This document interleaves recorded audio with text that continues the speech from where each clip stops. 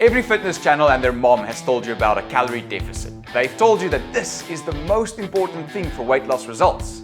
What is it and how does it work? In today's video, we're looking at exactly that.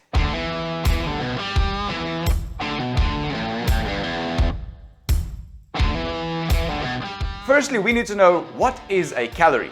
A calorie is a measurement, a unit of energy that our body uses during the day.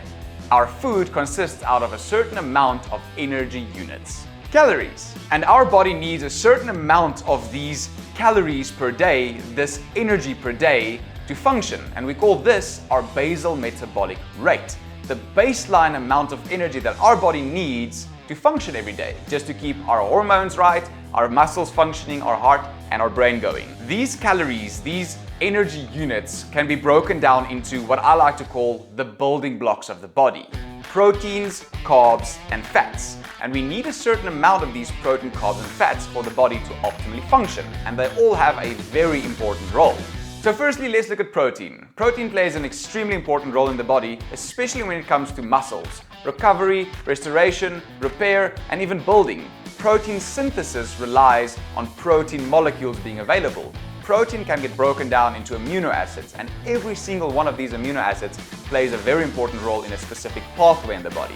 We're not going to get into that right now. It's really interesting, but let's move on to what a carbohydrate is and why that's important. Carbohydrates enter the body and become glucose molecules. Glucose is the only form of energy that your brain can use. So if you don't have enough glucose in your body, your brain will not optimally function. Now, glucose does get stored in the muscles and in the liver, but ultimately if that runs out, you're going to run into some mental fog and issues like that. Fats are super important for the body too. Fats basically gets broken down into triglycerides, fatty acids, and all of those things, and they get used in the body for hormone production. Anyways, let's take a few steps back to basal metabolic rate. What that is. We said that the body needs a certain amount of energy molecules per day to get going, to stay alive and perform normal functions. Now, this basal metabolic rate can be calculated.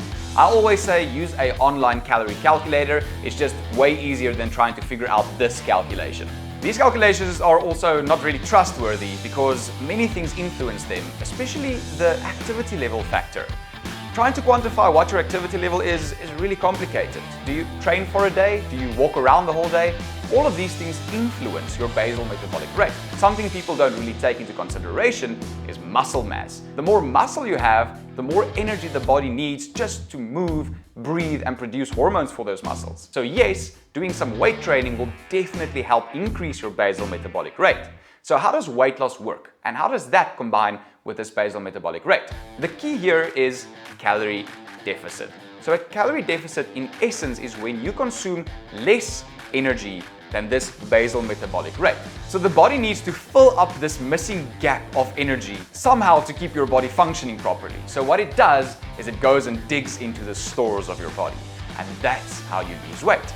So the biggest question most people ask is how big should this gap be, this calorie deficit? This gap depends on your goal. So the optimal calorie deficit to be in is 500 calories per day. And this should accumulate over a week to about 2,500 calories per week.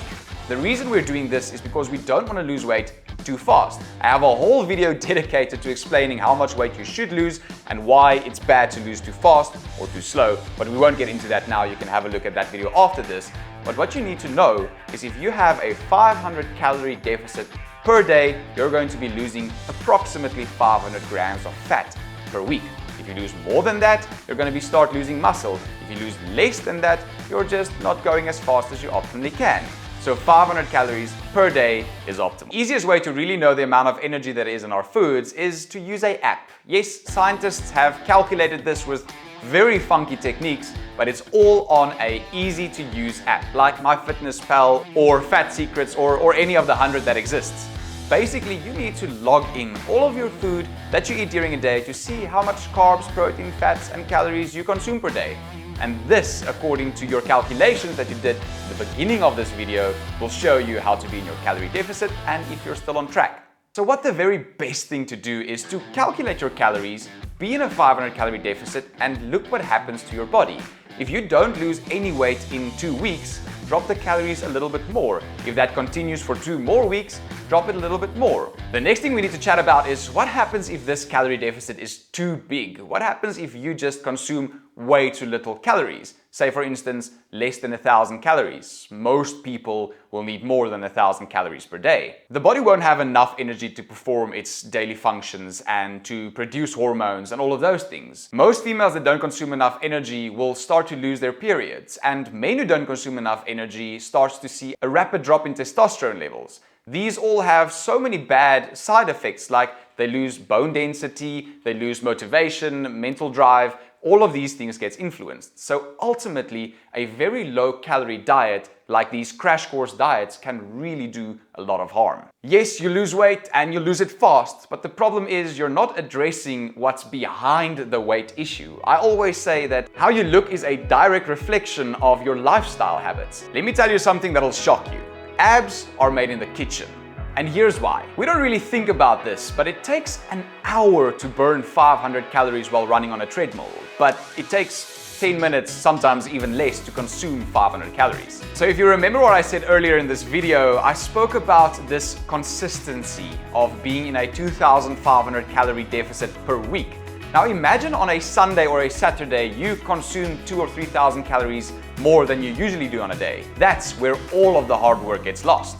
That's why it's so important to stay consistent. It takes weeks, months to really get a good transformation going. A question you might be asking by now, I definitely asked myself this question many years ago, is why do some people stay on the same weight without tracking their calories? They don't know how much they're eating. It lies in the brain, the satiety center. It is basically the control center in the brain that tells you to eat more or eat less. Our body has regulatory systems, feedback systems, which tells the brain, listen, we have enough or we have too little food. An example of this is in the stomach.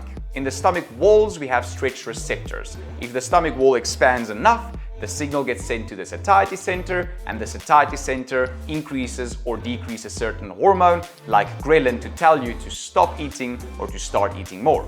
A way the body tells you to start eating more is by when your blood sugar levels drop too low.